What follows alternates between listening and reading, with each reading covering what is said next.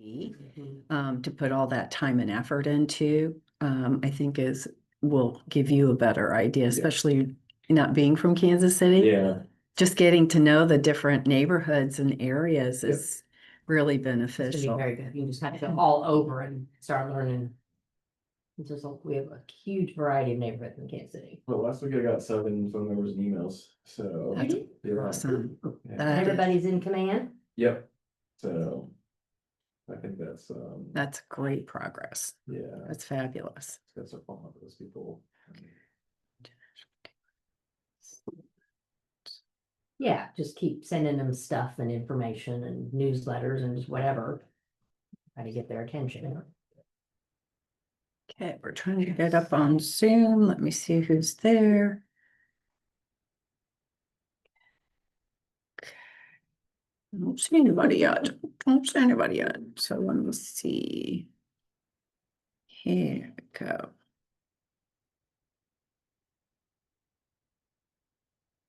What part of the city do you live in? I'm in Waldo. Okay, Mhm. that's a logical Perfect. place Yeah. to.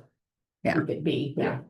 You gotta just go north to the plaza in Westport, there's Yeah. lots of it. Because it's like for farming, and that's why, like when Deborah said, I buy rentals in my neighborhood, Yeah, same for like farming. Yeah. If you put it too far out of your circle of normal Mhm.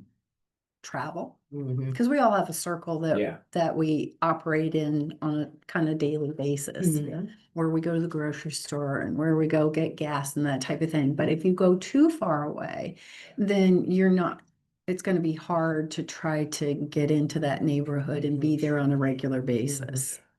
It becomes a chore, kind of, I Yeah, think. it's definitely easier to farm where you're already at. Yeah. For sure.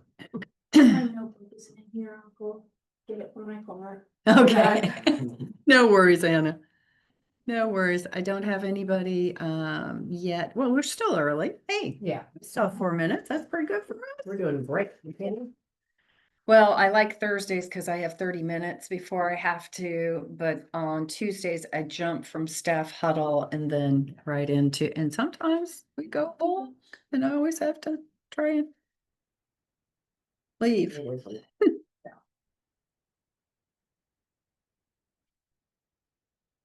I think I'll go ahead and already have the PowerPoint up. Get that. We will be having a videographer is here doing some video saw of him. different things Yeah. today. So just know he's gonna pop in here at some point and take some video of us. So I hope you guys are okay with that. Mm-hmm. If you're not, then just look down. Pretend he's not here. So you didn't have anybody but Whitney last night? It's because of It's the, because of Tuesday night. I yeah, walked in and there was no one here and I'm like, Because usually Jocelyn's here and Douglas is here, all the early birds are already It's here. I'm bec- like, I wonder if because of last night. people, yeah. And then, of course, when I got here at 10 till, uh, Bob was pulling in, so he and I came in together and we were chatting and then like 6:10, no one was here yet. yeah. So he's like, the rule is the professor gets to leave at 6:15. I was like, okay. And then Whitney came in and then we had just all chatted for a while. It's like, okay, let's just wrap it up. Yeah, Back when there's I, more people here. yeah, and that's why I wish he could have done it last week, but I he had a know. conflict. Yeah, And he said he's gonna start doing, he still sits on the board at St. Thomas More as oh, the okay, prior principal. He's, the, okay, whatever that title is, ombudsman and something similar. uh-huh. And I think he has to do every second Wednesday for that meeting. Oh, well, if So I that's, told him we'll switch him to maybe the third then. Okay. We'll see what we could, okay, I told him we're very flexible. yeah, we can figure that Yeah. out. Yeah. I want to get him a good audience and He'd like to everything. come back next month, so we'll figure out how to squeeze that in, Good deal. even though there's just 3. Jimmy, and do you have the student guide? So no, that's from Tuesday, the Okay. same one as Tuesday, Okay. that I handed out. And Anna, you have your student guide from the class? Good, good deal, good deal. Where is everybody? Oh, no, Connor's I coming know in. Whitney's at the meeting. Yeah, because She's she doing the training could, this morning. she couldn't do the business Right. planning clinic, but she, So I told her to go on Thursday. Exactly. You'll get what you need. And exactly. then we're gonna go later. And that'll be good. Can I take your plate and everything because of Oh, the sure. videographer? Yes, you can. That makes a freshen up too, so we look good. Lipstick.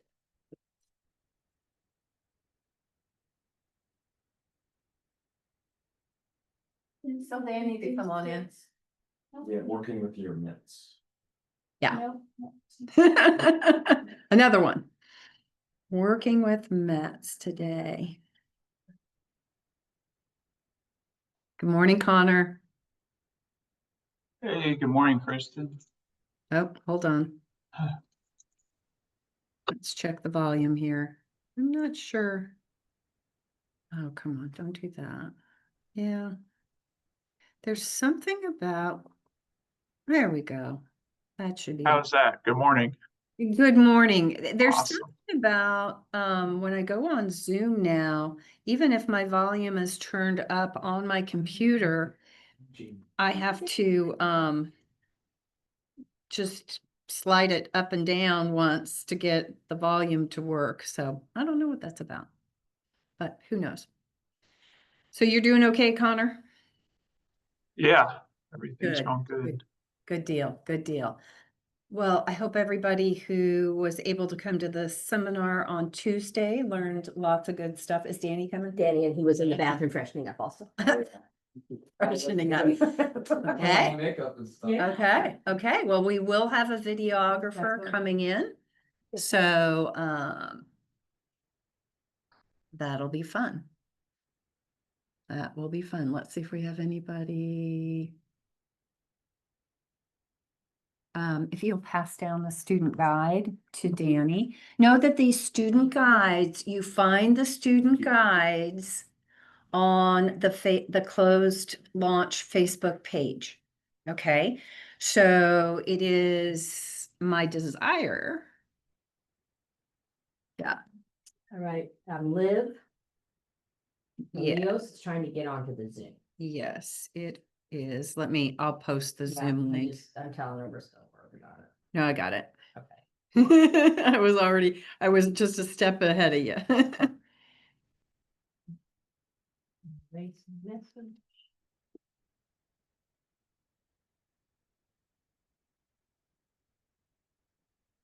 Okay, posting that and then from the shared application.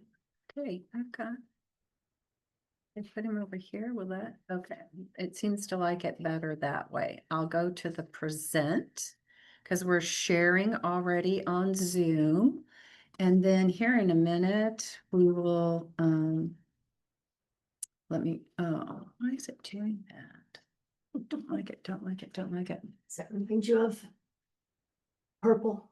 Reminds me of the Ward Parkway House. Oh, Rainbow House. Rainbow, yeah. I've seen a purple house for a long time. So that Rainbow House, I lived in that subdivision 2 streets down, but it was already painted.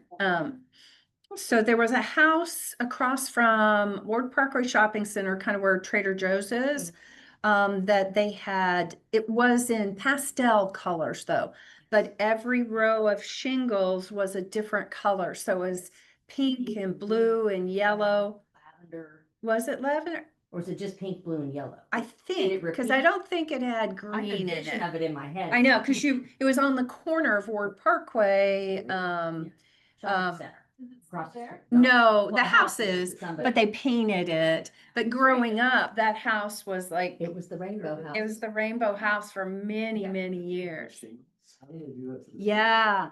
paint? Well, the shingles are in a row, Yeah. so they would do it. Yeah, one row was one different. Yeah, so they really had to, it couldn't have been easy, No.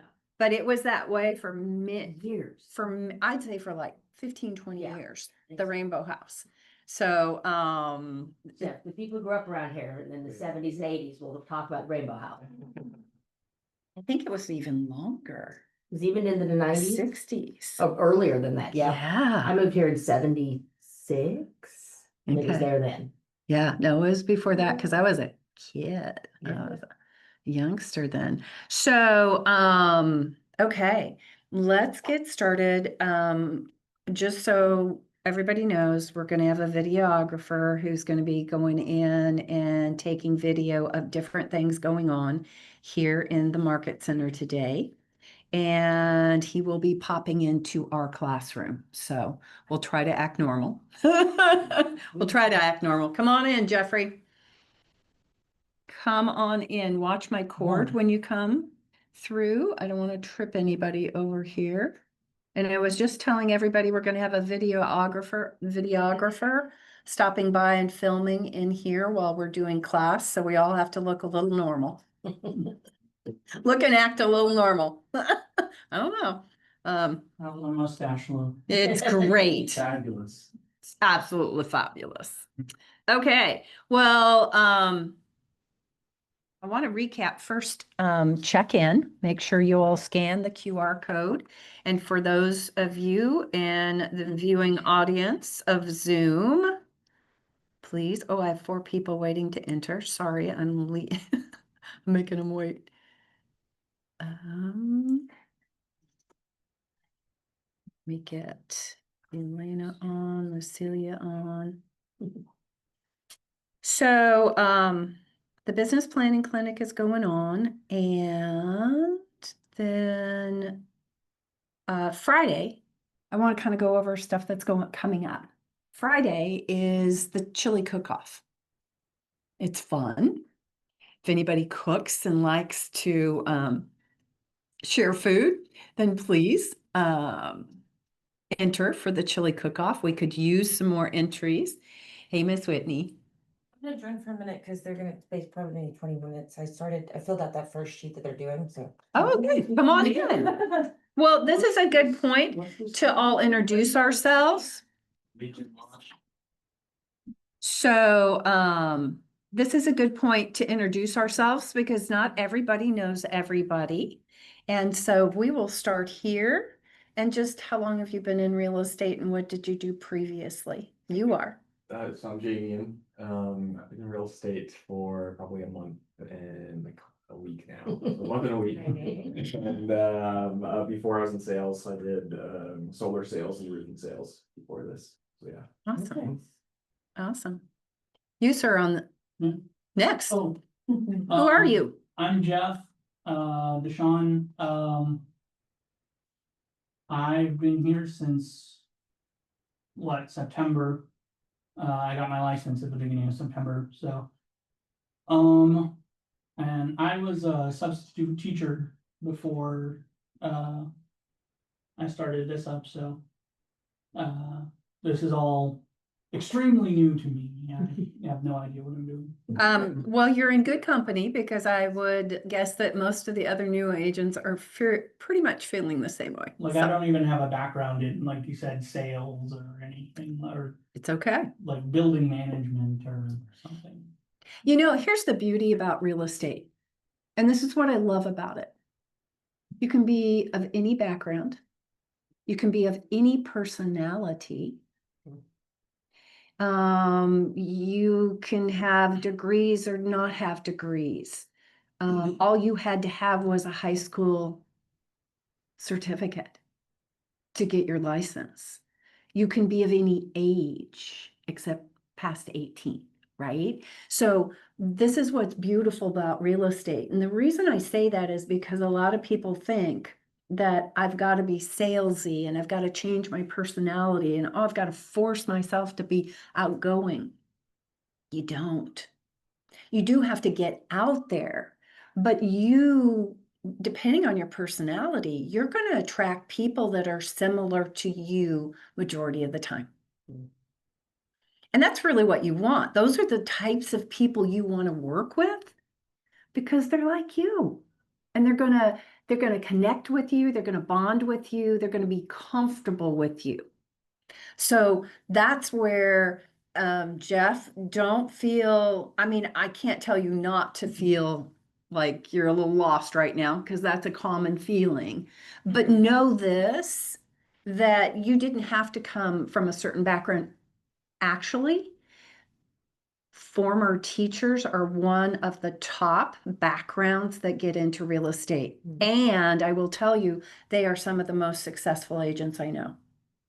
Other backgrounds, common backgrounds, are people from hospitality, people serving, sales. So I see all backgrounds. I see other entrepreneurs, other small business owners, contractors.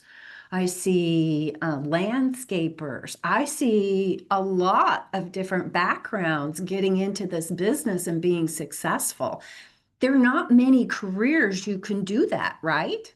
Most of them, you've got to have some kind of background, but all of you have different skills that you're bringing to real estate that will apply.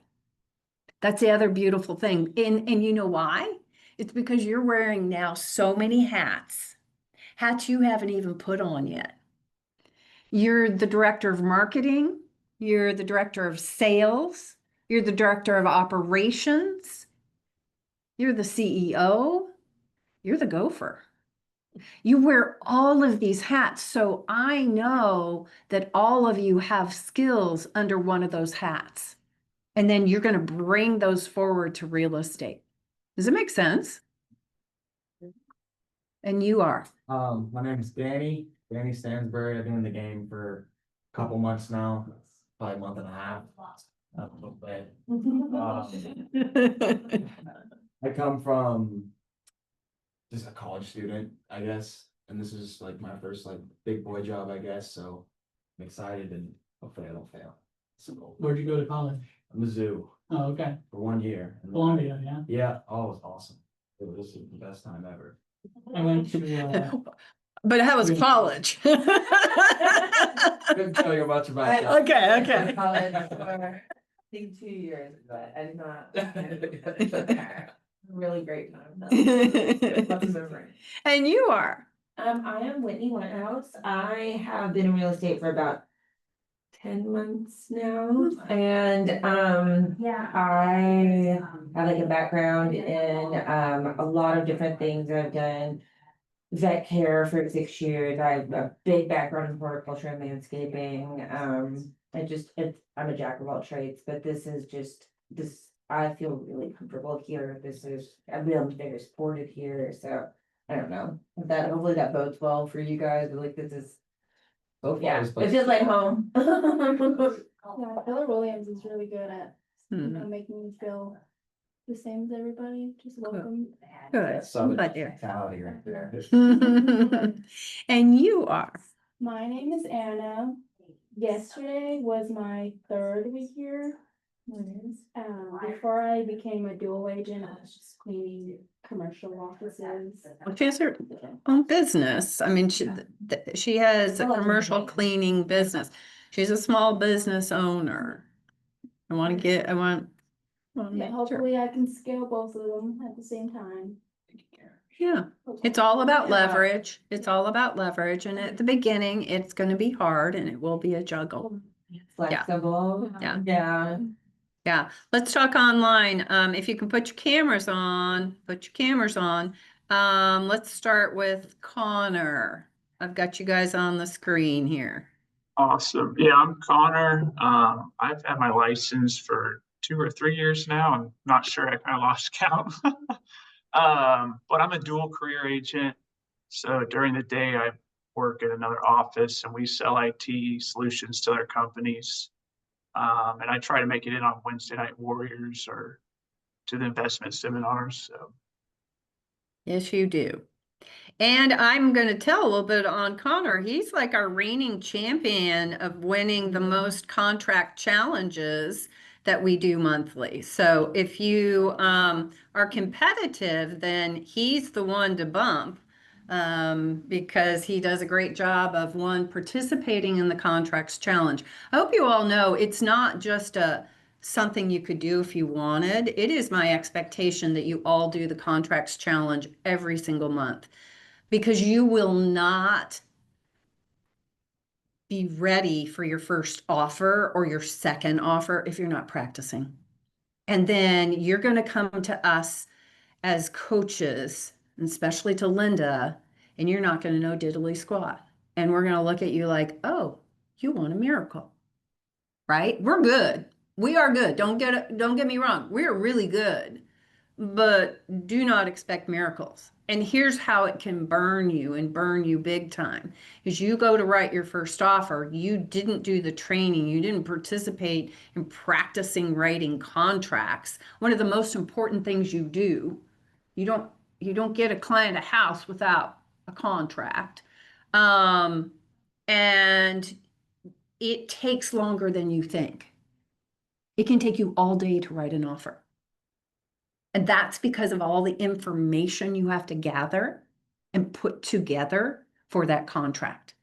It's not like you just sit down and write it. Well, no, you have to make sure you have the seller's disclosure. Oh, no, you've got to make sure you know the legal names of the sellers. Is it clear on all the documents, or did the agent not do it right and put Bob and Susie instead of Robert and Susan, right? You've got to have the information from the tax records. So there's so much that you have to do. And then there's just the information from your buyer. How much do they want to offer? You've got to come up with a strategy. How much are they going to put down?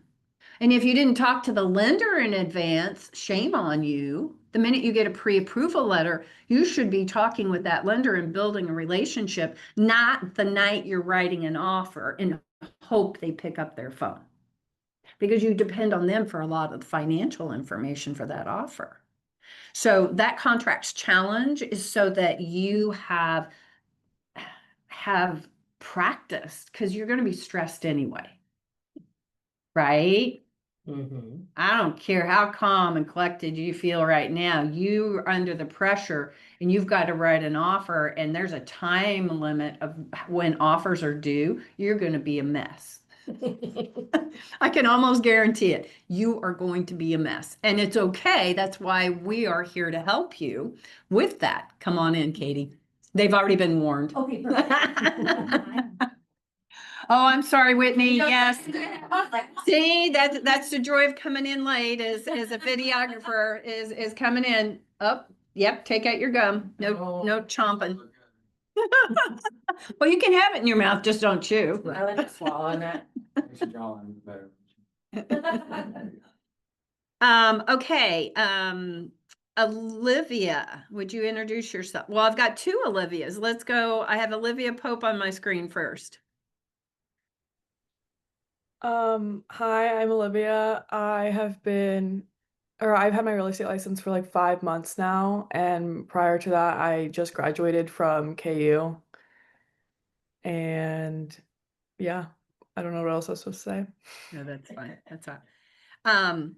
Let's hold off for just a minute. I'll get to Olivia and Elena and Lucilia here in a minute, but we have the videographer, so we're gonna go ahead and jump into material and then come back. Is that okay for you all, so that we have the movie moment?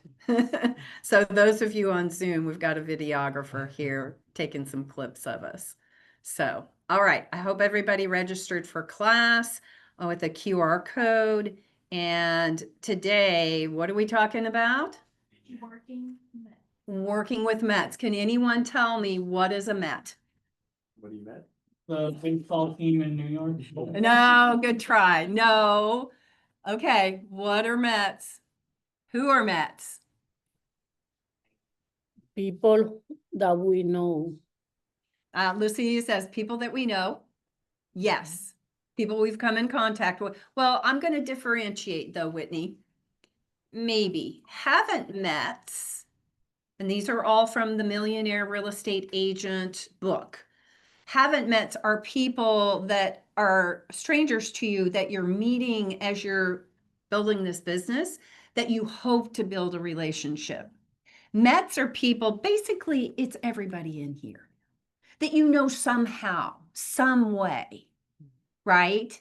You may not know them really well. You might have just met them once, but they got in your phone. So when you're beginning those Mets, that's who those people are.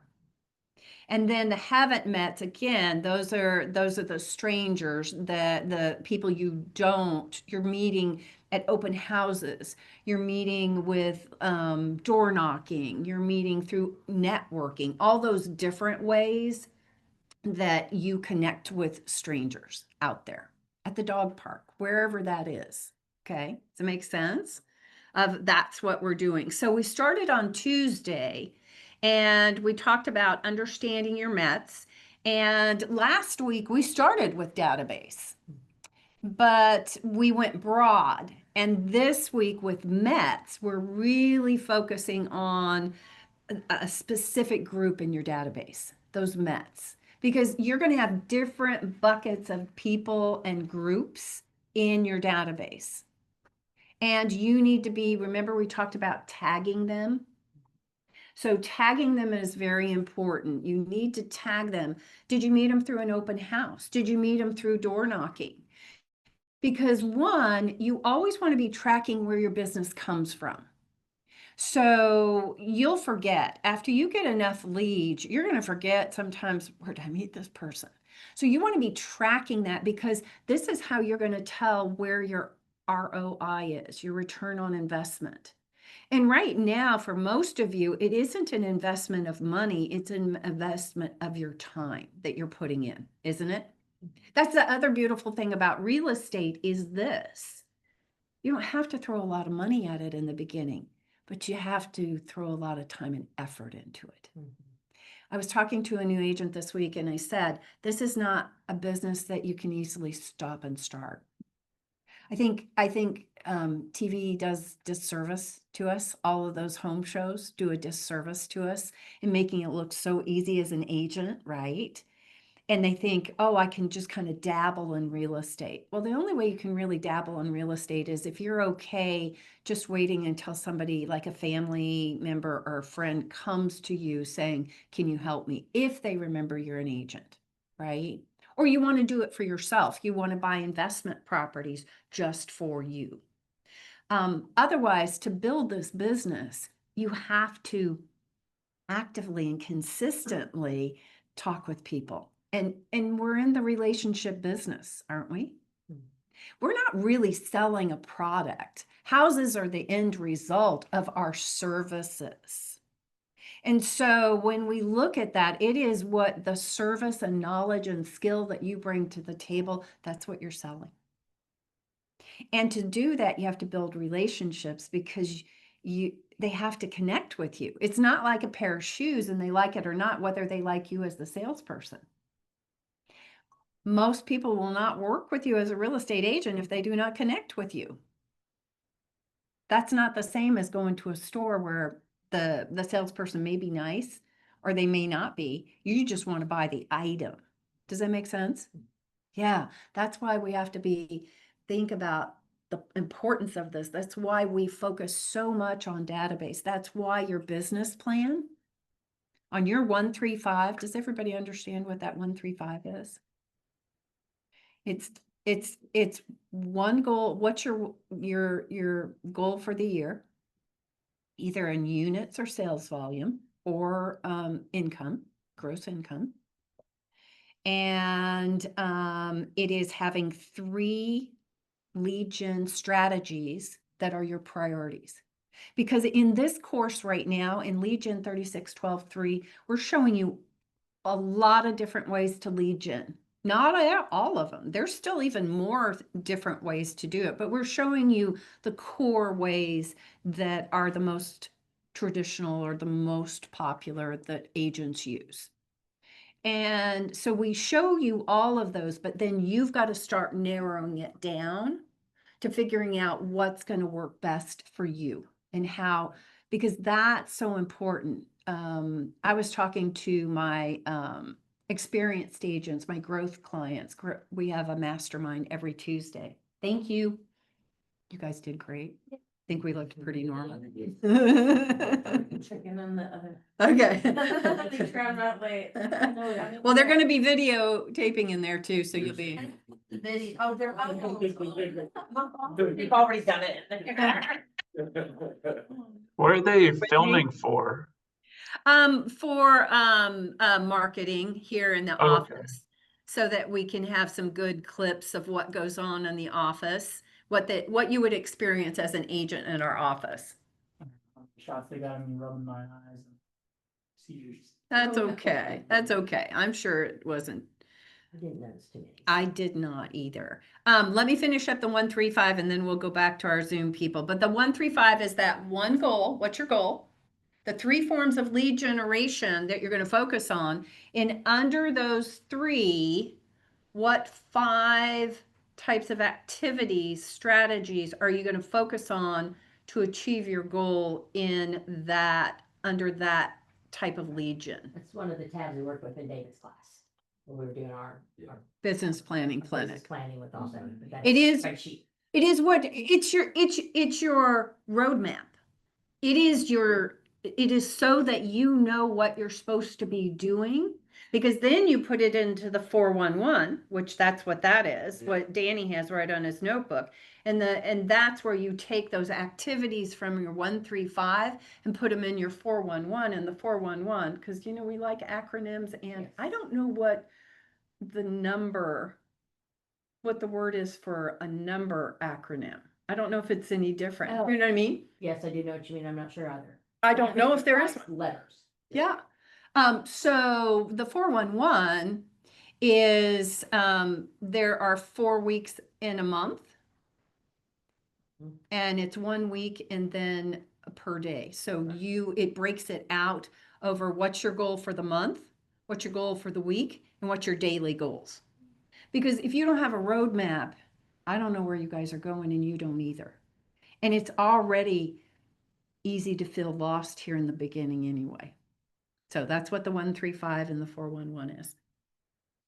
Olivia, our other Olivia, would you please introduce yourself? Hi, I'm Olivia. I got my license about 2 weeks ago. And so this is my second week attending classes and stuff and coming to the brokerage. And before that, I have just been serving at a restaurant in Lawrence. I was in Awesome. school, but I haven't been since a couple semesters ago. So Okay, awesome. All right. Elena, are you available to introduce yourself? I don't think so. Cecilia, can you introduce yourself?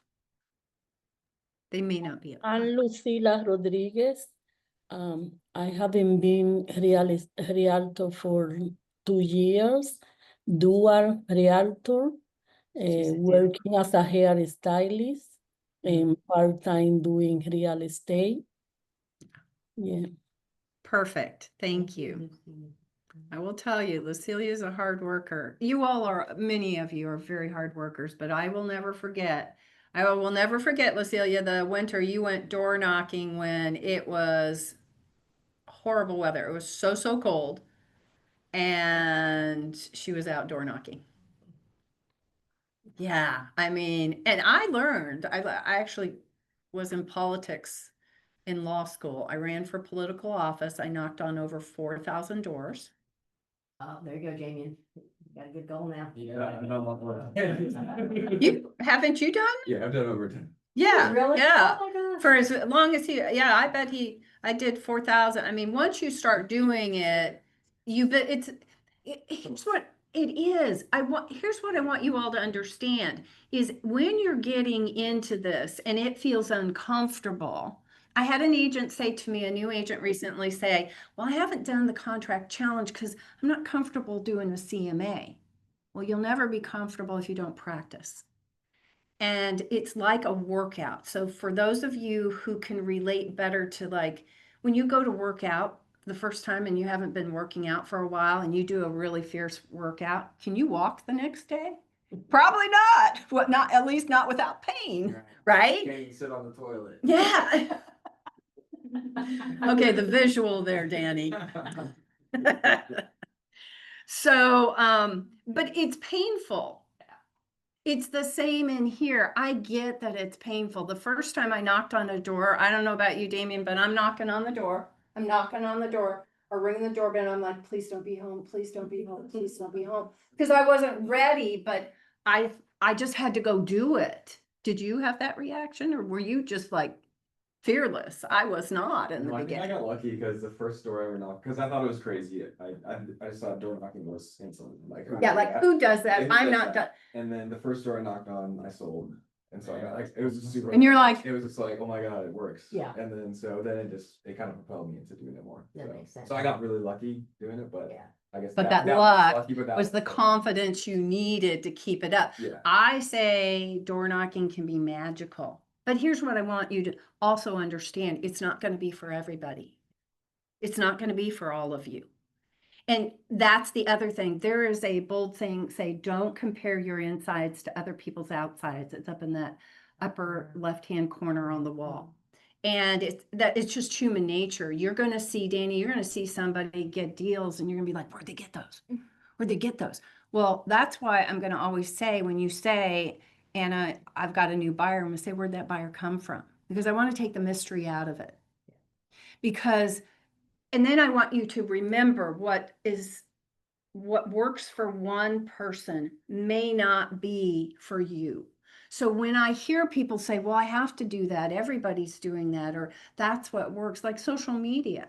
Well, yes, it can be amazing. And there are agents that have built amazing businesses in this office off of social media.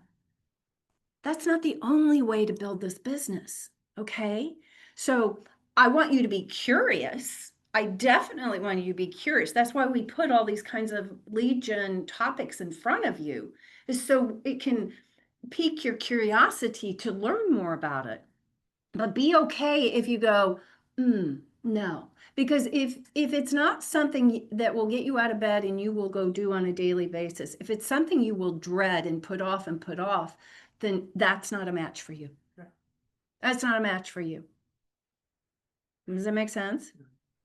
Okay. You do it, huh?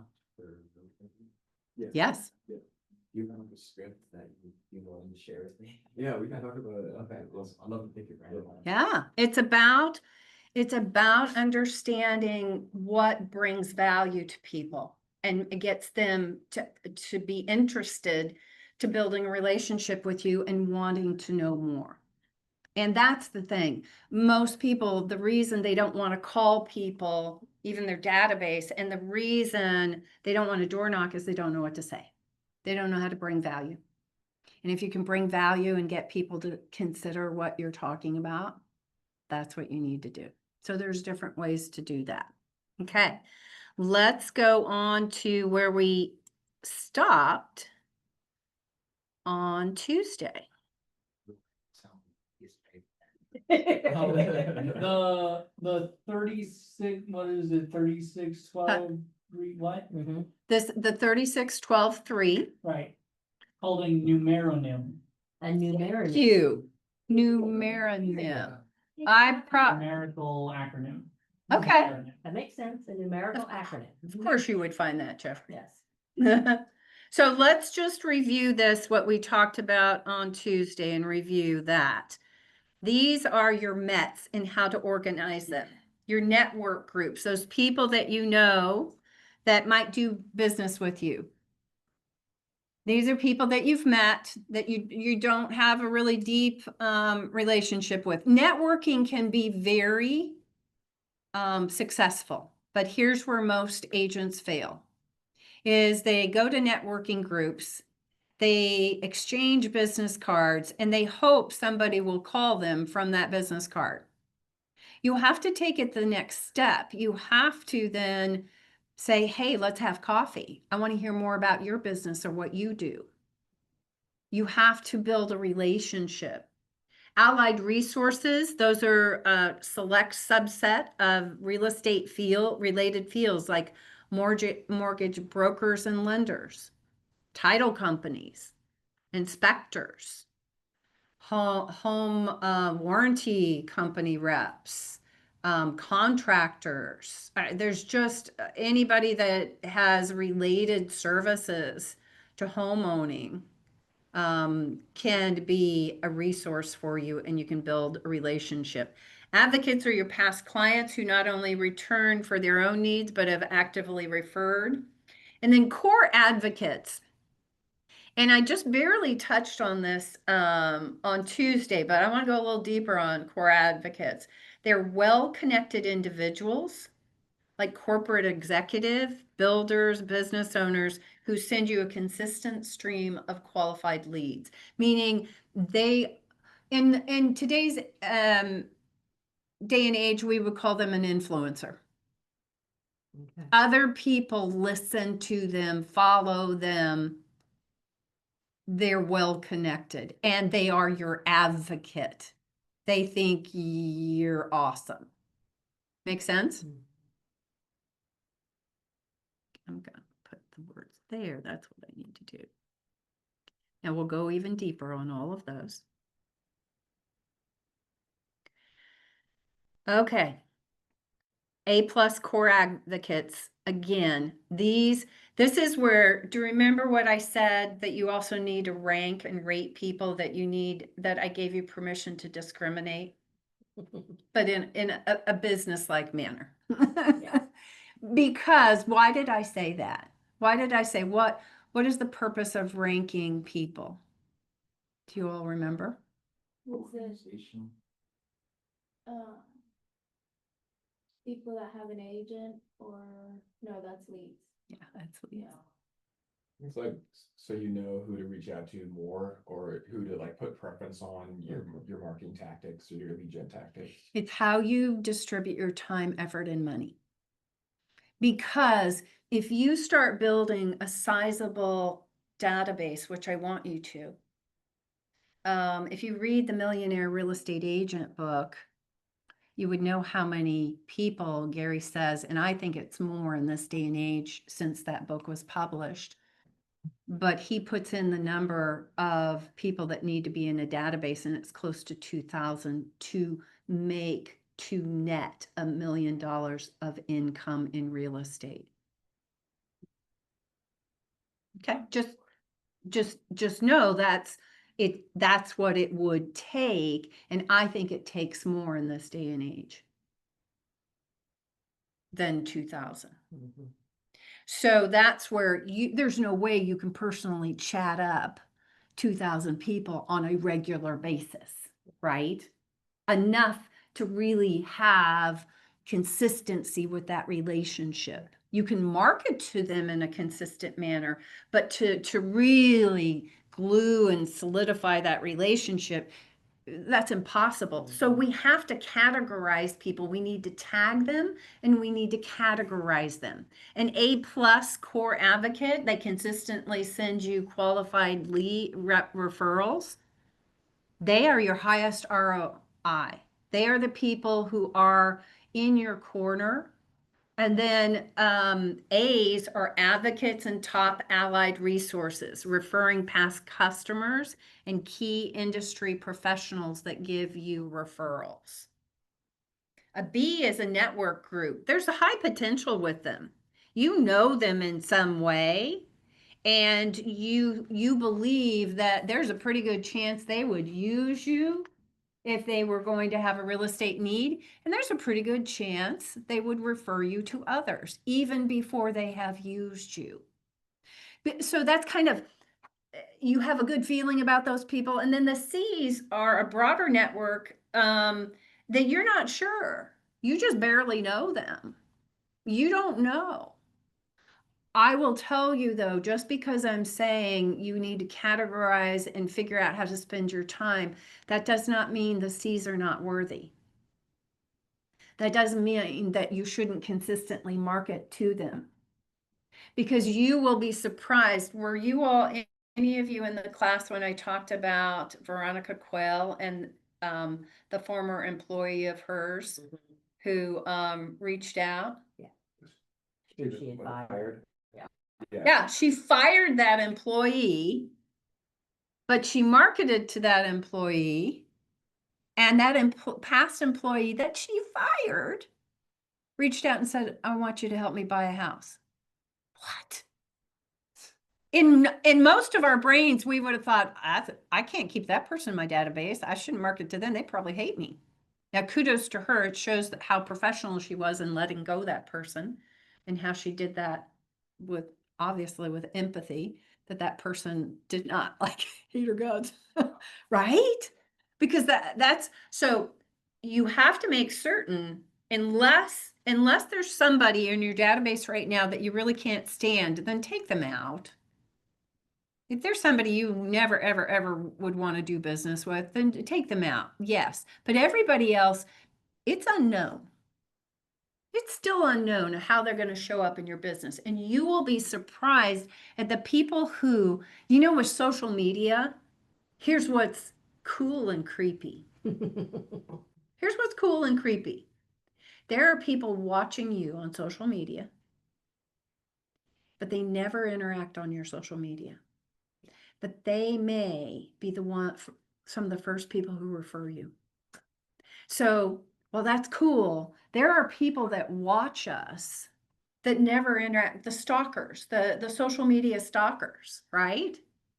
And some of you might be social media stalkers. You don't participate on social media. You do not interact on it. You just look at what everybody's doing, right? Some of those, you guys, some of them? Been guilty a couple times. Oh, yeah. Yeah. I have some cousins. They know what I'm up to, but they never post anything. They never like anything.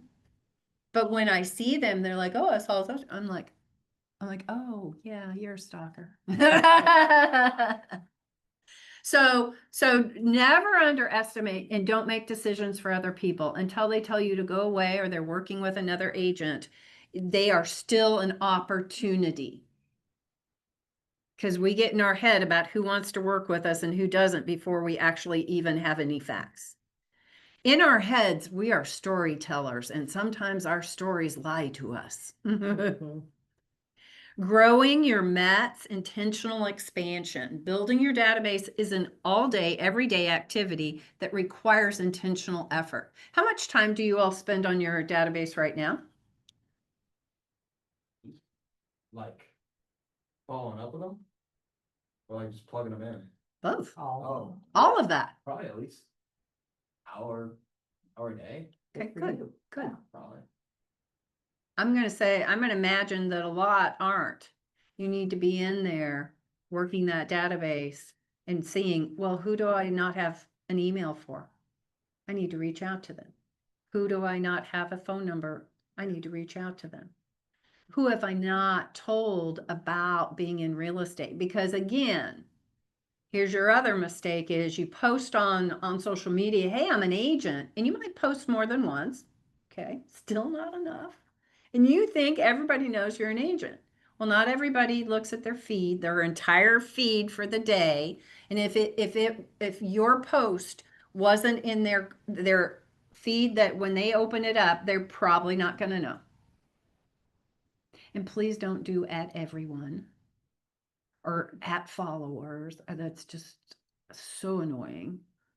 I do it on our launch page because you guys need to know things, but for your yeah. I didn't even know you could do that. Yeah, you can. Cool, actually. It is and annoying. Yeah, I'll get notifications from pages that I follow that are like, oh, they mentioned you Yeah. in a post, and it's like, what? And then you look at it and it says at everyone. You're like, oh yeah, it wasn't me. I wasn't so special. So intentional expansion. You want to be always growing your database. Even, I would say for all of you, your goal has to be a minimum of 200 people. If you're not there yet, then keep working on it and do those activities that will help you grow it. I wouldn't stop at 200 because that's still very small. I would want as an agent today, I would want a minimum of 500. I usually had I grew mine to over 1,000 as a real estate agent with farming and everything else that I did. And along with, because I had a database of my own of about 500. And then I grew it with all my haven't met activities. So ways to expand it with intention is join different community organizations and volunteer your time. Does anybody have any favorite nonprofits that are important to them? Any passions that you have that are important to you? Mm-hmm. I'm involved in the Shawnee Mission Education Foundation, raises money for kids who need help in school. Nice. Who else? You have any passions of nonprofits? Yeah, I used to do, I have a psych degree, so I used to do social work, and so I used to work with homeless youth. And families struggling with alcohol and drugs, so I probably should go into that. We have a lot of that in Shawnee Mission. We could use your help. Yeah. We have a lot of homeless kids. That we Yeah. really I'm a supporter of the Missouri Baptist Children's Home. Awesome, So Nice. we awesome. have their mugs. They do like mugs for the. They do this promotional thing where they have mugs that say happy birthday on them, Mm. and you donate the amount of dollars of your like birthday, Oh, yeah. and Okay. then You give back on get, your birthday. Yeah, you get a mug. That's from- nice. Yeah. So think of things that you're passionate about, and because here's what I'll tell you, don't just join a community organization or a nonprofit unless it means something to you.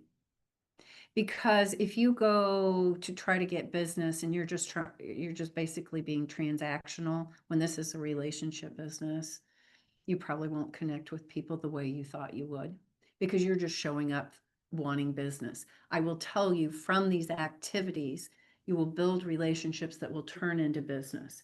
But because of we're in the relationship business, if you're not authentic, it's going to show and people will smell it. It's called commission breath. So, yes, do we all have commission breath? Yes, because we need to make money. However, you've got to find a way to connect with people that is not what you lead with. If you lead with commission breath, they will sniff it out. Not everybody, but many will. Attend networking events, real estate and chamber of commerce. Chamber of commerce, this is a common thing. I'm going to join the chamber. Well, it's kind of expensive depending on what city or municipality you want to join. And again, what I said earlier, I see agents who join and they just exchange business cards and they wonder why they don't get any business. They don't do any follow-up. They don't build relationships with those people. It doesn't go any further, and they spend a lot of money on it. But it can be. We have an agent here, David Sandvig, very successful solo agent in his 3rd or 4th year of real estate, maybe his 3rd. And his primary networking is he graduated from Rockhurst High School, and they have such a tight-knit alumni group. He gets most of his business from those that community. For me, when I was building my business, some of my best buckets within my database were my former place of employment, coworkers. That was like my second buyer was one of my former coworkers. Then I got a listing, and then, I mean, it just snowballs. And then my daughter's school, which I'm also an alumni, and I was on the alumni board. So I started first with the director of missions, then a teacher, then that teacher's kids, then parents. I mean, all of that builds. So think of where you already have connections and groups of people that already know you. We discount and we think too narrow here in the beginning. We do. Make sure you're thinking about, because those are the people who know you, especially like people you've worked with before. They know your work ethic. For some of them, they'll have no problem using you because you're new, because they already know what a good worker you are. They already know how you show up for a job, right? So they're not going to question. Like Megan comes from a paralegal background. She already has that trust factor, because some of those people she helped with issues, legal issues in their lives. So does that make sense? Yeah. Speak at local service clubs about market conditions and real estate trends. If you belong to any groups and they say, if you see they bring in speakers of different industries, offer to talk and share information. That's why, though, you have to get knowledgeable and build your knowledge and skills so that you can offer to do these things. That's why coming to the business meeting and being hungry for market information and understanding the market is so important. make yourself approachable. I don't have it on today. Normally you see me with my name tag on. Yes. I know you and I both forgot ours. Mine's in the car. Made it happen. That's on my desk. I was in a hurry this morning trying to get set up. I'm always wearing my name tag. There's actually a little trick. Some agents will put their name tag on upside down so that people will stop them and say, hey, did you know your name tag? Now, sometimes I put it on so fast in the morning because I just have them on my desk and I just grab it and put it on. Somebody will say, did you do that on purpose? Because I've told you about it. I'm like, oh no, this morning I didn't. I just slapped it on. Those types of things. Because here's why I do it. I'm outgoing to an extent. You put me in the grocery store, I'm not going to be in line chatting you up if you didn't start chatting me up first. I'll talk to people if they talk to me, but I'm not the person that, oh, what are you going to cook for dinner tonight? Or, oh, I love that outfit you're wearing. I'm not that person, but my name tag helps open conversations. So for me, it can be a conversation starter. Because people go, KW, oh, that's real estate, isn't it? How's the market? Is the most common question people will ask. Drive a branded car. Now, I am going to tell you, you can get magnets, you can get vinyl clings. Magnets, though, will get pulled off your car and people will steal them and throw them away. I have way too many agents that their magnet signs have been taken off their cars. Oh yeah. My Obama sticker pulled off my car one time. Yeah. Silly people. I had my license plates stolen. Oh yeah, because of the tags. Yeah. Yeah. So you recommend painting instead? Vinyl clings. Vinyl clings, yeah. Some of the vinyl clings actually here on the inside of the windows. Yeah. With like the Keller Williams logo or just your name? No, you'd have to have the Keller Williams because it's advertising. Yeah. You have to always, anytime you advertise real estate and you yourself, it has to have Keller Williams, Kansas City Metro on it. Is it pretty pricey or is it? I don't know. It's not too expensive for the clings. But decide, here's the other thing, you have to decide, am I comfortable having a branded car? Some people will never be, and that's okay. I'm just saying, these are some of the things that people do. Some people there's some really fun little computer covers, laptop covers that say, let's talk real estate or what have you. And they go to coffee shops and work. Or there's one that says, ask me about real estate. Oh, that's awesome. Yeah, there's a ton. Go on Etsy is one place where you can find real estate stickers for your estate bling. I yeah. have a lot of stuff. Drip. Yeah. Yeah. So and they go and do office hours at coffee shops. One agent, well, I know a couple agents who do this. They post on social media weekly saying, I'm going to have office hours at this coffee shop and this coffee shop this week from 11 to 2. If you're in the area and want to just stop by and have a coffee, or you've got a real estate question, come see me. That's their office hours. Smart. I like that. Isn't that cool? So you can see, hi, Serena. How are ya? Good, how are you doing? Good. We're doing our Legion 3612-3 in here because they're doing the business planning clinic. Yeah, exactly. Yeah. I can just making calls too. We're talking about working with Mets. Absolutely. I don't Mets. like Starbucks. I like coffee. People you know. Well, and try to- you can support, go to other non-Starbucks locations, support local. Go to businesses. Hattie's across the street. Go to Yeah. Hattie's. Lots But of that people- one barista, she's married. No, we're gonna have a rule about not. Yeah, but does that make sense? There's ways that you can get out there and interact with people. And then you build some relationships with those baristas and they know, I believe Katie, was it Katie? I think it was Katie when she was an active agent.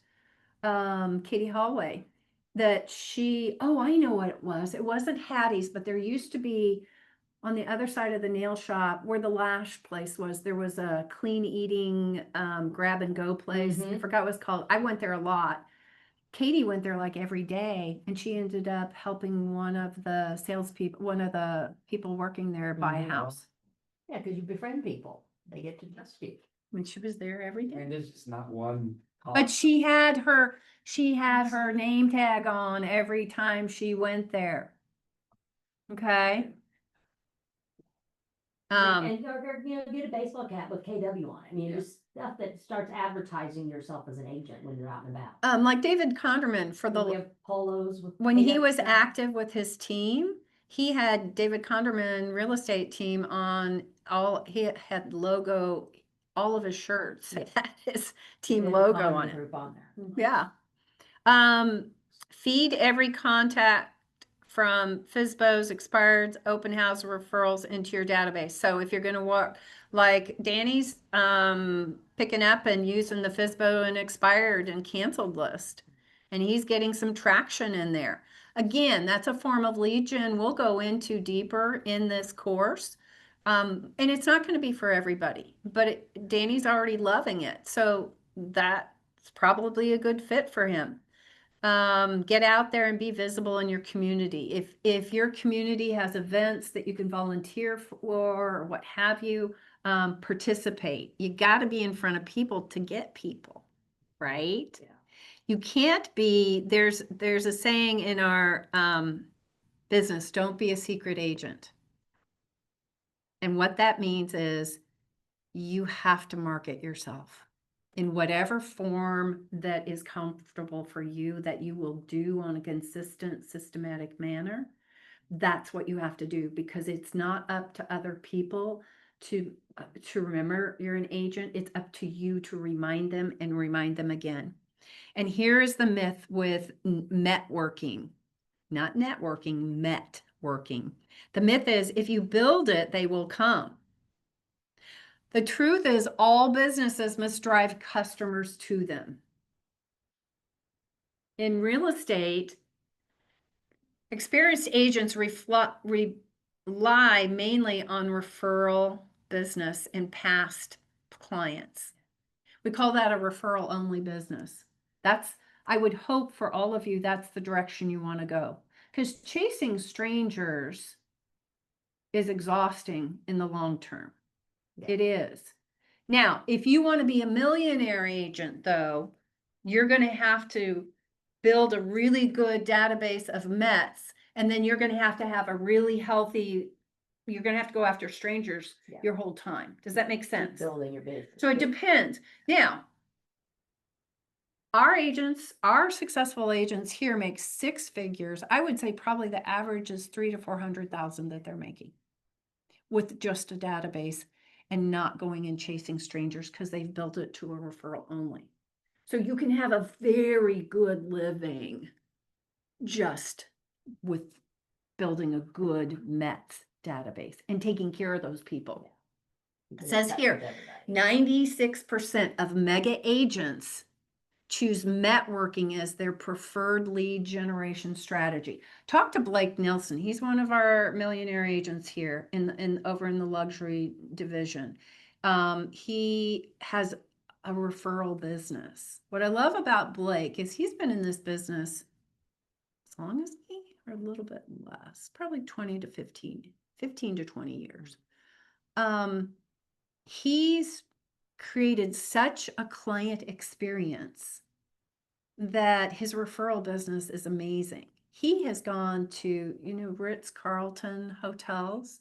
Well, they have a training program for non-employees to learn how they give that level of service. He's gone to Disney's executive client or customer service experience because Disney trains their employees to give amazing experiences, right? Mm-hmm. So he has enhanced his abilities and skills so that he gives an experience people don't forget. When his clients go under contract, guess what's delivered to their place of business or home? Guess what he delivers? Yeah. What is it? Champagne. He's a luxury agent. And it's not cheap champagne. It's nice champagne, okay? That is his way of doing business. That's the level of his business. Now, you all won't get there tomorrow on your first deal, but think about what is that experience I want to provide. And that's what will build and sustain your database of Mets. Make people come back to us. They don't get it in your head that they only come back because of you. They come back because of the experience you provided them. And yes, your personality had something to do with it, but your charm is not going to be enough if your service sucks. It is not. They're going to go, oh my God, that was a hot mess, that transaction. I don't think I can go through that again. I like her, but I'm not going through, that was too stressful. 77% effectiveness rating, more effective than any other lead gen strategy according to top producers. That's the reason we're focusing and spending this much time on this, is that's how important it is.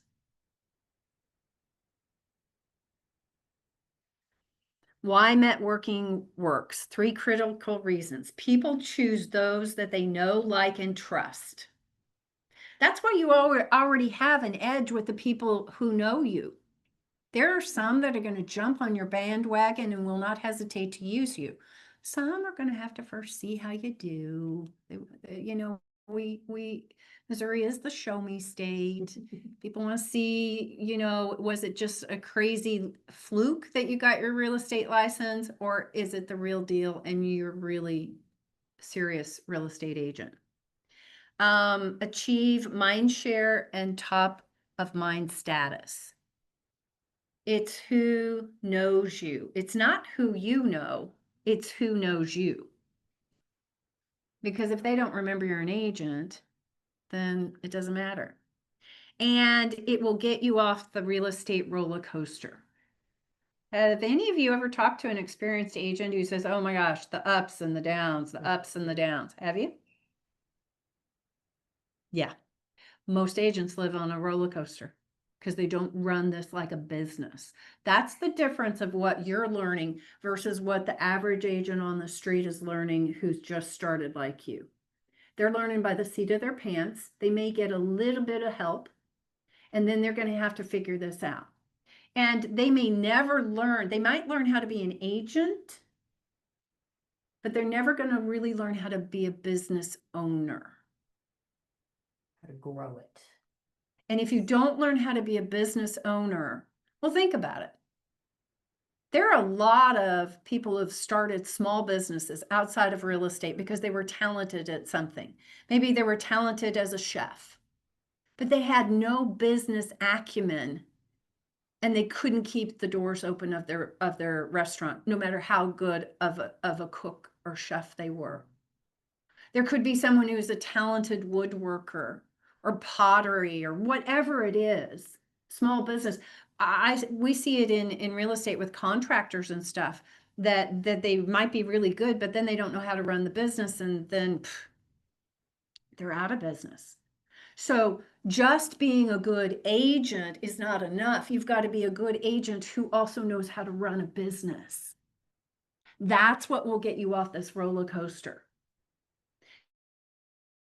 Because most agents, they get busy, they stop lead gen, then they take care of those clients, close those deals and go, oh my God, I have no business in the pipeline. And then they go out there and run like crazy, get some business, stop the lead gen, and then work that business. It is a vicious cycle because they never learned how to run it as a business.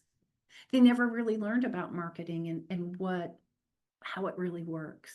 They never really learned how to set aside money to put into their business and retirement and everything else. They never learned to run a business. And then when they go to retire, they can't because they never did the smart things with their money. They just saw that big commission check, because sometimes you're going to get a big commission check. I know my first couple, because my first closing I got within about 90 days of getting my license. I got lucky. Like you, it was one of my first open houses. It was my first open house. I got 3 good leads and one turned into my first buyer. And the beauty of it was that she was a first time home buyer. She didn't know what I didn't know. And I almost made some big mistakes because I had this much training. I had no one helping me. I had no mentor, no coach, nothing, nothing, nothing, none. This is by the seat of my pants. But then I didn't have another closing for 3 months. So that second check had to go pay bills and just survival. But then after I started building this business, I wasn't taught how to run it as a business. And I remember getting one check and thinking, oh my God, I've got so much money. I'm just going to go.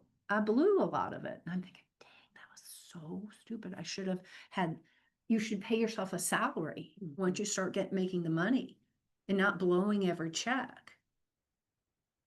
I met an agent. She joined our office about 8 years ago. And she had been in real estate for years. Matter of fact, I'd seen her face on everything. When we used to advertise in the newspaper, the Sunday paper used to have a home section, probably still does, but who gets the Sunday paper? And we used to put our faces on all the open house ads and everything and all the for sale listing ads, because that's how we marketed, or that's how they marketed. That was even before my time. And so I knew who she was. She was pretty big stuff in Kansas City. By the time she came to this office, she was in trouble because she never ran it like a business. She owed the IRS $80,000. She had lost her house. She had lost her car. She was using a friend's car. And I said, you've been doing this so long, you must have a great database. And she said, well, I can't go back to those people because I didn't treat them very well. So here's what she was good at. She was great at converting FSBOs and expireds. Strangers, she just had the gift of gab and converting people. She's good at it. But then after she got them, she took terrible care of them because I soon found out once she was here a little bit that I was the broker at the time. I started getting complaints about her. I haven't heard from an agent. She doesn't call me back. And it's been 2 weeks and my house is on the market and I don't know what's going on. I'm like, yeah, that's true. She doesn't take it. She dropped out of the business soon after that. But during her time here, you know what she did? She did have a couple of closings. You know what she did with that money? She went to Tahiti. And then she went down on the plaza, a Bayberry designer clothing. She bought like 3 blouses for like $2,000. Once. Yeah, well, That's- not very well. Your coach won't let you do that. We're gonna help you learn how to That's set your what- business up and pay your. I share that with you because it's real. Yeah. It's real. So learn to be a business owner. And for those of you who have other business ventures, other businesses, and remember, a lot of agents have another business because you're entrepreneurs. So don't feel like you can't have another business. But a lot of people then decide, no, I just want to focus on real estate. But hopefully like Anna, for you, a lot of this of what you're going to learn on how to run a business in real estate will translate in how to run your other business even better. Vice versa, yeah. Yeah. Mhm. Yeah. I share horror stories with you for a reason, because 1, they're real. Mhm. And 2, if I can protect you, not that you'll listen, because some of you've got to just experience it yourself. I know. I get it. I get it. Human nature. But if at least you could say, oh, yeah, Kristen said that probably wasn't a good idea. Or, oh, yeah, I remember. Yeah, that's the reason this didn't work out. Memory factor. I mentioned this on Tuesday, but I don't think we can say this enough. The more stay in touch or be forgotten. Days to forget. The human mind starts forgetting you as a real estate agent in 16 days. 16 days if you're not in regular contact with them. 30 days between touches. That's the maximum time between touches. That's why we create the Office 36 Touch email campaign for you, is so that there are 3 emails going out branded to you or from you to your database every month. And then you've got to add the personal touch layer on there. That should not be the only touch. That's just your automated. And then annual, 36 annual touches. That's the contact frequency that ensures you won't be forgotten. So when I was an agent, I did 36 touch before I even knew what it was. I sent 3 emails a month. I did 2 emails. Well, actually I'll take that back. I did 3 touches a month, 2 emails. One was a home maintenance, here it's May, here are the things you should be doing to your house.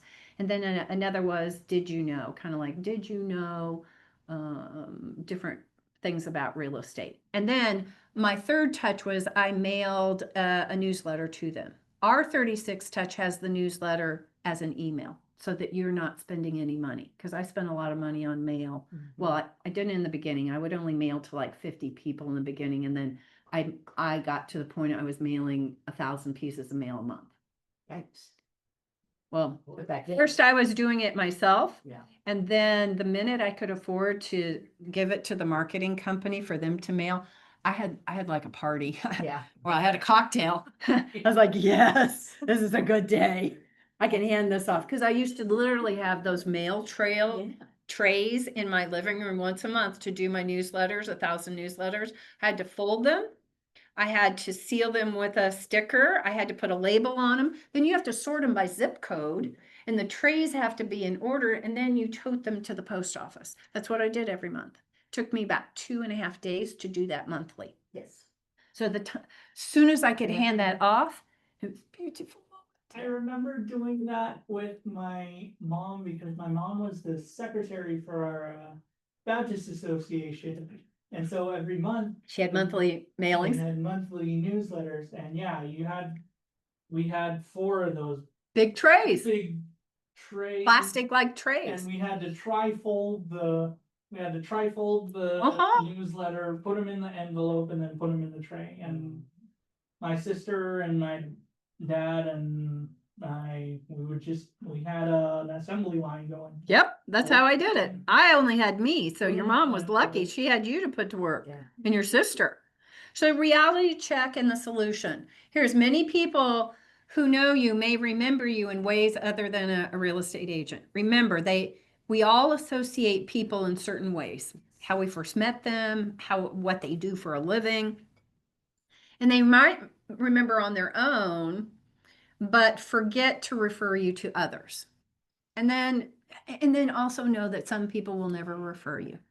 And that doesn't mean they don't like you, they don't think you would do a good job. It's just not their personality type to be that, to them that feels forward, being too forward or too outgoing. It's okay. Out of sight truly is out of mind. When people don't hear from you on a regular basis, I want you to think, here's what I want you to think. I want you to think of your real estate business as having a structure, like a space, like a storefront. Okay. Can everybody visualize their business has a storefront?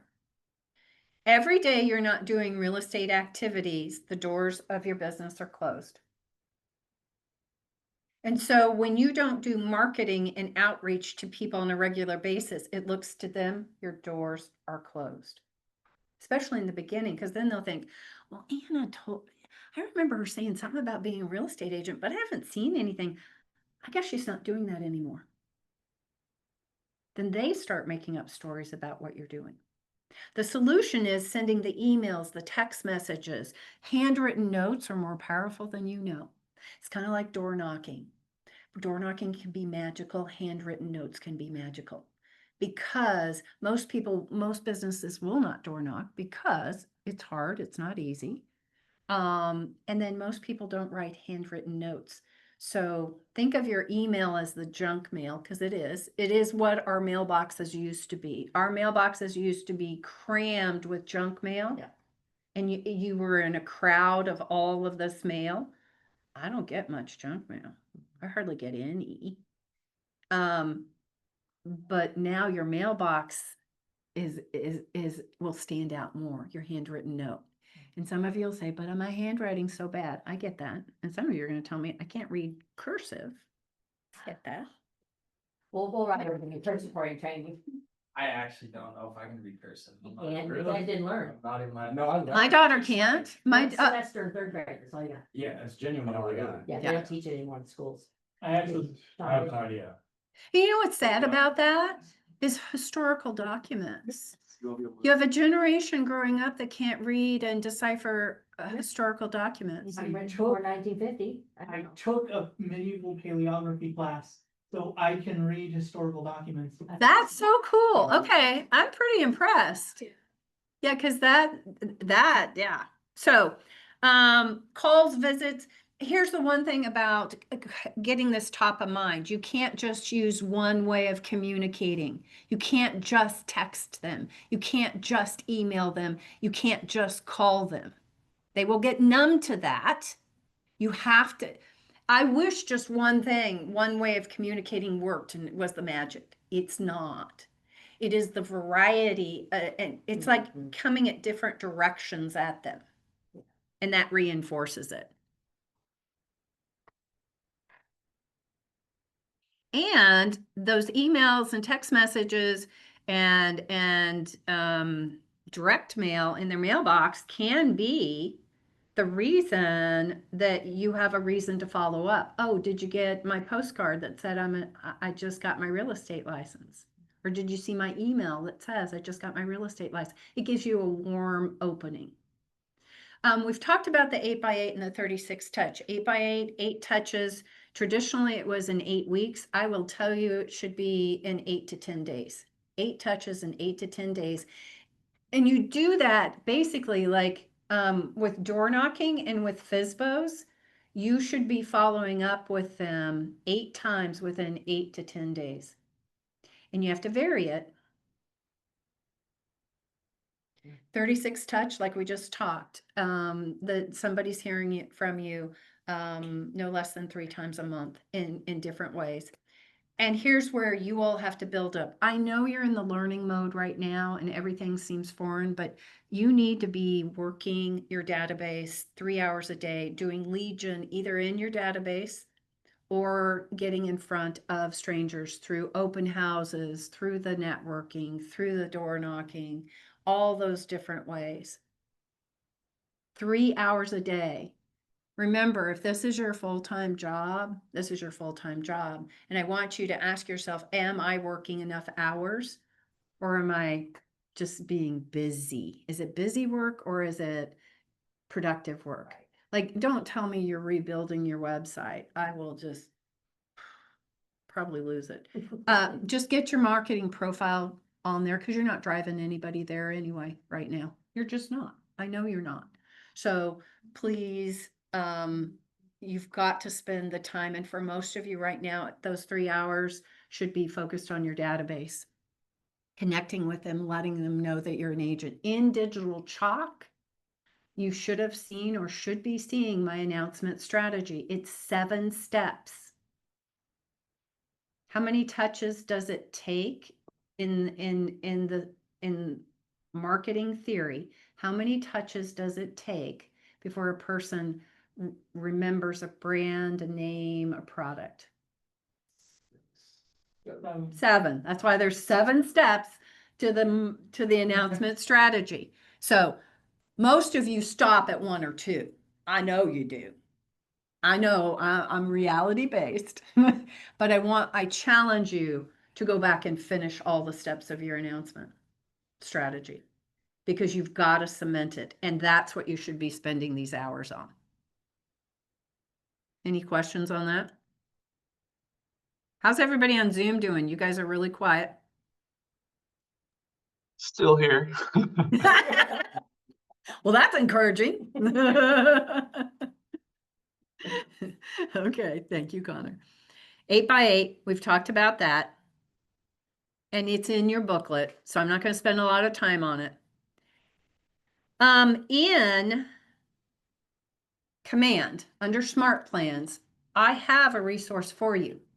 I have an 8x8 announcement smart plan already designed for you in there. do you all know how to go into command, go under smart plans? Those of you in the room, you can start now. Here's my command. Sitting on my contacts.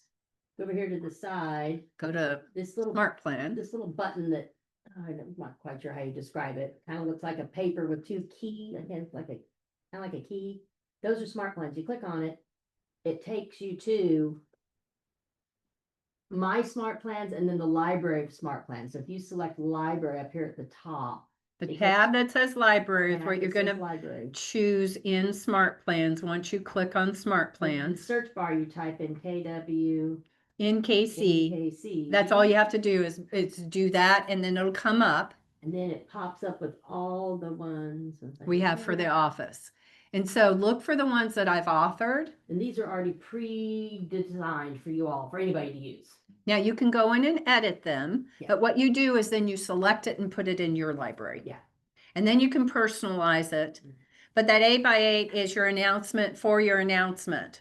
So I want everybody doing that and implementing that You just say. to let people know what you do and why they would need you. It's educating them in a nice way of what you do and how you can help. It's not talking about, I'm an agent. No, this is how I can help, Jamie. For when you send emails out through Smart Plan, Mhm. do they show up in your KW email or like your sent or Yes, you'll get a copy of it also. you'll get a copy? As long as you are in your database as a contact. You have to add yourself. Oh, So okay. you'll also Yes. get notification on the agent app, So you'll get with the red notification background? Too. But if you want to. but it always comes into my email. Yeah, okay. So if you go into your agent app, your work app, Uh-huh.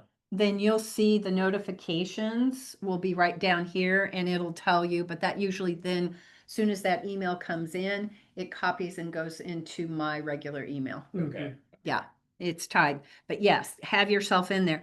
I also have a smart plan in there for open house leads, buyer leads, seller leads.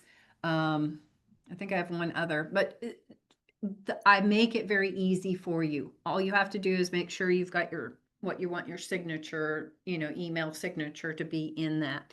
So make certain that you're doing that because I try to make it as easy as possible. And again, once you put it in your library, you can, come on. You can edit it. We can show you how to do all that too, or go to Brett's class. Yeah. But I'm good at that and Brett's good at it. Okay, so the 36 church, we've gone over that. It's overkill over time. Yeah. So, but it builds, it strengthens the bonds, consistent results. You will start to, here's what I love. Well, in the beginning, it's going to feel like nothing's happening or not enough, right? Right? I get it.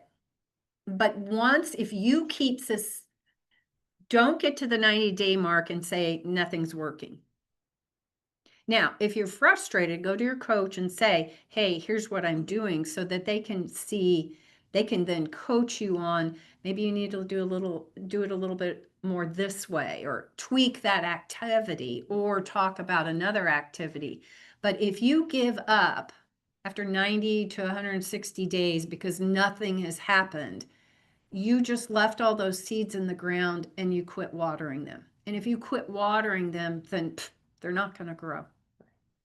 So you have to be committed to staying in this game until things start growing.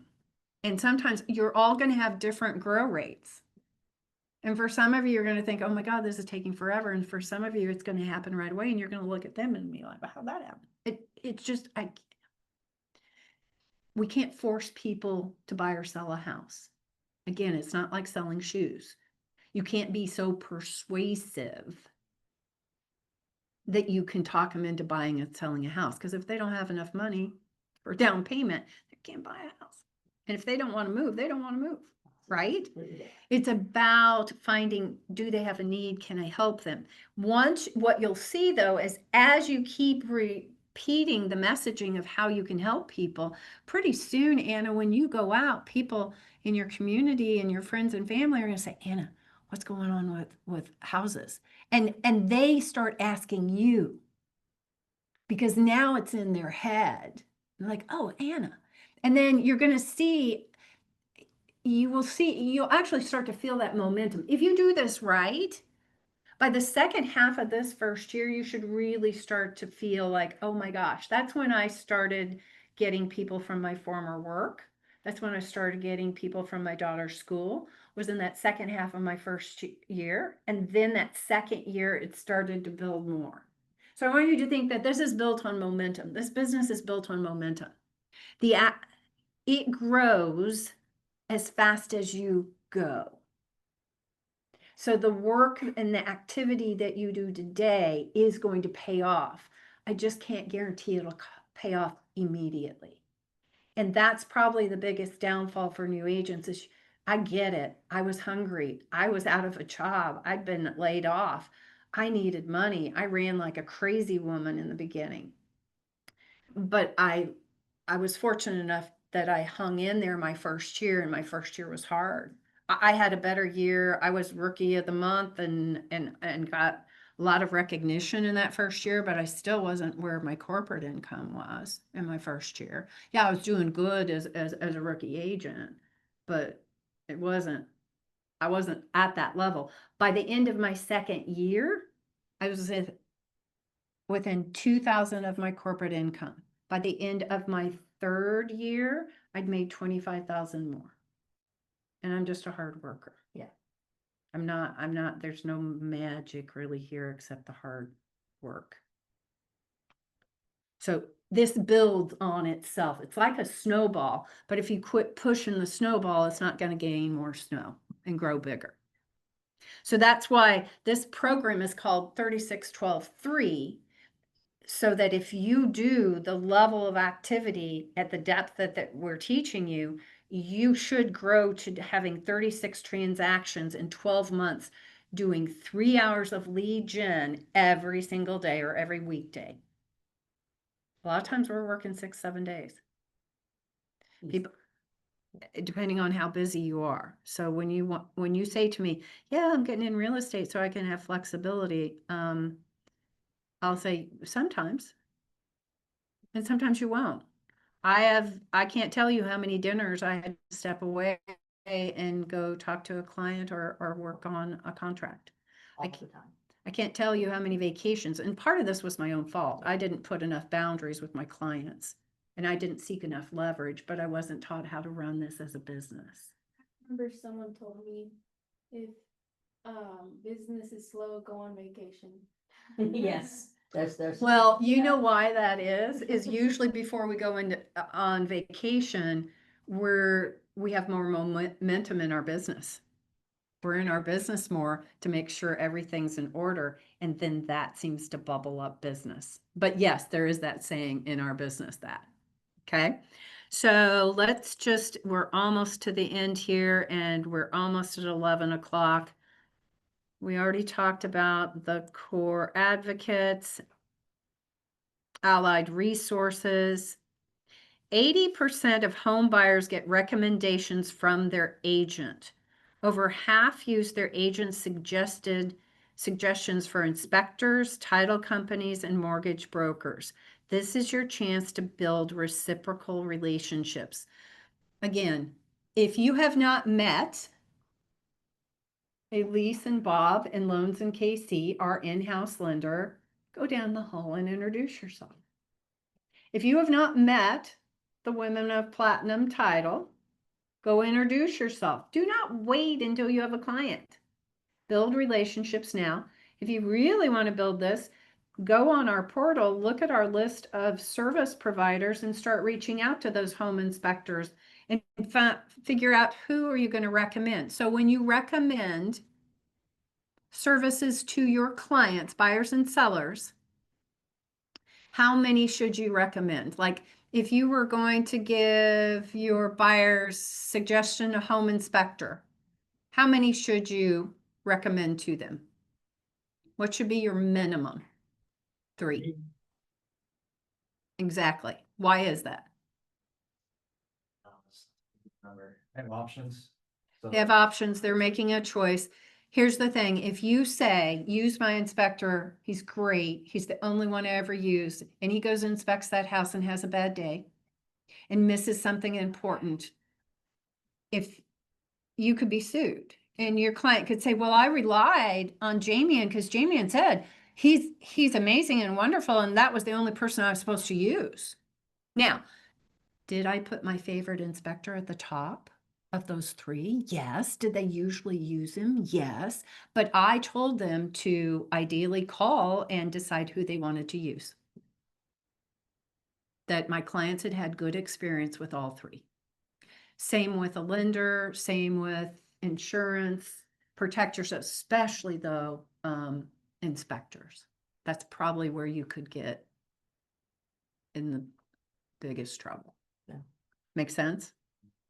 Same with contractors. There's not a lot of good contractors out there. Best practices, to get referrals from other business owners in this industry, like lenders and insurance and agents and title people, you have to ask. Don't be like me as a new agent. I never asked. I never got the referrals from my lender, who I sent good business for a new agent. And I don't blame her. She did her job. She took care of my clients. I never asked for me bringing this much business to you. Could I depend on like 1 or 2 referrals a year? I'm not going to get greedy because she's got to spread the wealth, right?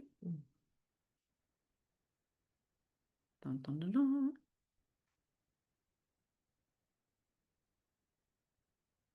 Referrals. I'm going to end on referrals. So these people that are your Mets, you want them to refer business, or at least the ones that are comfortable doing that, right? You're going to have to educate them. They don't know as a small business owner, most likely, because most of them probably aren't small business owners. They don't know your business. You really depend on referrals. And so you have to educate them, and the time to teach them that is actually when you're working with them, not after you close the deal. You know why? When a buyer is out shopping for a house, what do you think they talk to their friends, coworkers, and family about nonstop? Looking for a house.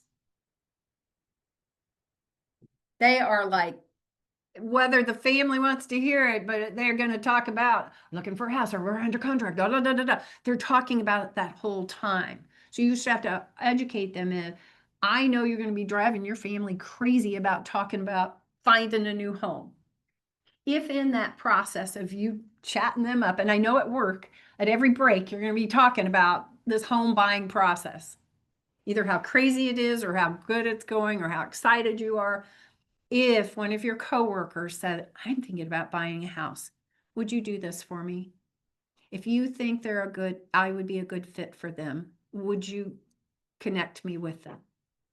I don't say give them my card. I say connect them, because giving a card, they'll lose the card.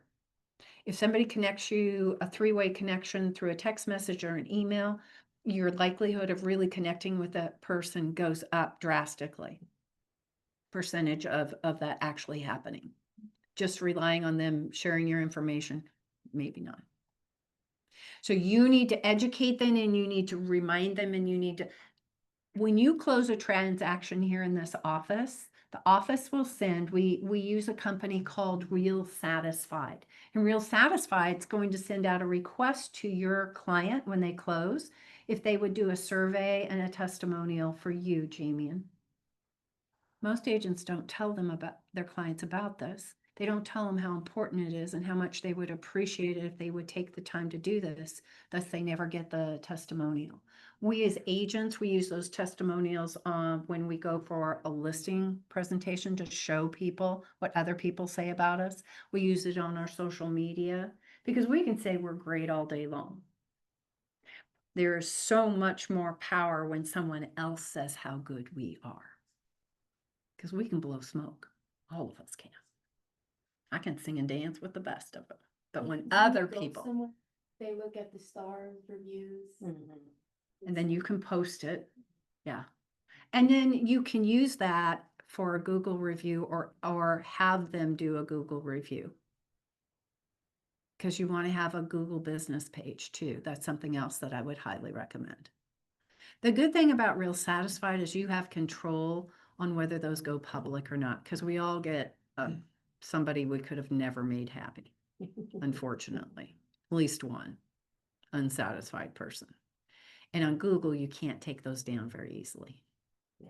That's the only, but I know a lot of people go for Google reviews. So remember, you've got to educate people about this and ask for them. Ron Lockeretti, one of our agents here, he probably gets the most surveys filled out, and he gets the longest because he coaches his people about how important this is. He even reminds them of all the things that he helped them with during this transaction. Remember when that builder did the wrong proportions on that wall? I advocated and we got them to totally redo that wall. Do you remember how I was able to get you all of your closing costs? So he actually reminds them because they're not going to always remember. And then he's even been known to go to their house if they don't fill it out. In a nice way. He takes something like a gift to them and says, hey, open up your computer. Let's these surveys are so important. And because he's Indian and the Indian community really pays attention to the testimonials of others in their community. They do. So, did you learn something today? Absolutely. What are you going to go do? I'm definitely gonna get me some branded stuff. Sure. Hey, don't spend a lot of money. I'm not gonna lie. Yeah, just, no. And that's, because here's where I don't want, this is don't go spend a lot of money, be smart, use it for a couple of things that make sense, like the sticker and the name tag. Don't go don't wrap your car if you don't have the money to wrap your car. Because I had a new agent when I first started here, he actually joined the office before I came into this position. And I got here and he had bought a new car because he thought he needed a brand new car to be an agent. He bought a new cell phone because, his other one was old. He bought a new computer. He lasted in the business 3 months because he put himself in debt before he ever got started. So the beauty, like I said earlier, a lot of this is just your effort and time and not a lot of money. Small things that'll make a difference, do them. But please, please, please don't just throw money at this because that's you avoiding doing the work most of the time and looking for the magic. And there's nothing magical in this business. So if you're thinking, if you ever get tempted to spend some money, more than you probably should, come talk to me or talk to one of the coaches. It's not that that might not be a good investment down the road for your business, maybe just not now. Because I know I'll lose you in this business if you get yourself into too much debt. I know I will. It's a fact. And so I don't want that to happen. So we'll talk you off that money ledge. We're very practical. Yeah, and there's so much you can Frugal. do for free. Okay. Any questions? Any 50 buck one. Practical. yeah. How about Zoom? Exactly, yeah. Zoomers, any questions? Olivia, Lacelia, Connor, any questions, ahas, comments? I was wondering, for your email signature, is that something that you create through command or is that strictly from the Google email? On your Gmail. Well, no, you can do one like I do on Canva. Yeah, they You want. can do it on Canva and put it through Gmail. Command has its own emails. For the smart externally plans, Set up. yeah, for the Got it. smart plans and that type of thing, it will be something that is a setting. But if you want, like for your emails, if you want a designed signature like mine, that block and my picture and all of that, you can create those in Canva. Yeah. Is it? Okay. Parker can also help you with an email signature. But you have to pay her. True. So that's a But it's- paid service, but if you can figure it out yourself. Yeah. Thank you. Did you use Canva? Thanks, you guys. No. All right. See you guys Okay. later online. Does okay. Did and. Thank you. Thank you, thank you, thank you. Bye, Mine I guys. did through the Google